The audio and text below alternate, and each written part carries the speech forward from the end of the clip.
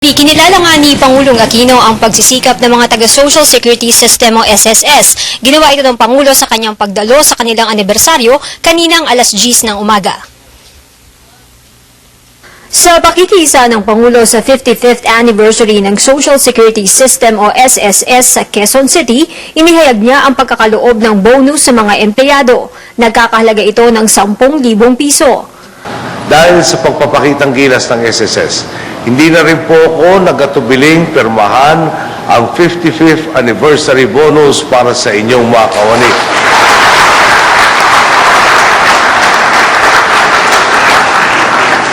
Sabi po ni Butchabad na i-release na po ito nitong ika-31 ng Agosto na nagkakahalaga ng 10,000 piso.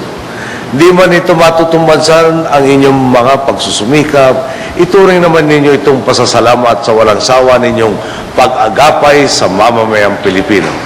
Ayon sa Pangulo, saludo siya sa mga tagumpay na naabot ng SSS. Tumaas ng 11.8% ang kinita ng ahensya.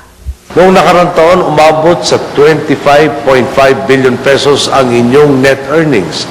Mas mataas ito ng 11.8% sa 22.8 billion pesos na net income ninyo noong 2010.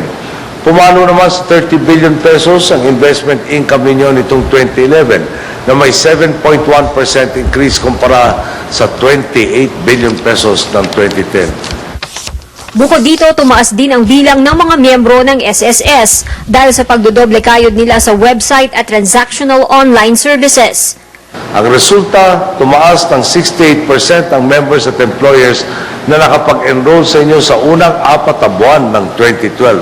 Ang dating 189,576 na bagong web registrants sa parehong panahon noong nakaraang taon, naging 318,000 na ho ang bilang. Kung may Facebook page nga po ang SSS, hindi na ako magtataka kung libo-libong likes ang makakalap ninyo mula sa taong bayan. Kasabay nito, binigyang diin ng Pangulo ang tiwalang hawak ng mga taga-SSS. Ayon sa Pangulo, nananalig siyang makikiisa sila para habulin, kasuhan at parusahan ang mga tiwali. Hindi laruan ng perang nakalaan para sa taong bayan. Ang pondo ng SSS ay hindi maaaring basta-bastang isugal at ipagsapalaran ng tulad sa paglalaro sa kasino. Kaya naman, ang mulit-muli kong panawagan sa ating mga lingkod bayan, maging matatag kayo.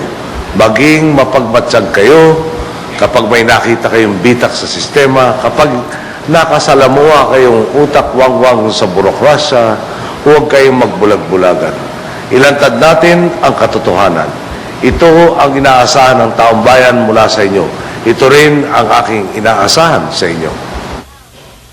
Ngayong hapon, Kirby, ay balik palasyo na si Pangulong Aquino. Kaninang 1 p.m. ay nag-farewell call kay Pangulong Aquino ang ambassador ng Korea na si Lee Ye-min. Pinagkalooban siya ng Pangulo ng Order of Sikatuna matapos ang kanyang matagumpay na tour of duty. At yan ang mga balita mula dito sa Malacanang sa tulong ng RTVM. Ako si Elena Luna para sa Telebisyon ng Bayan.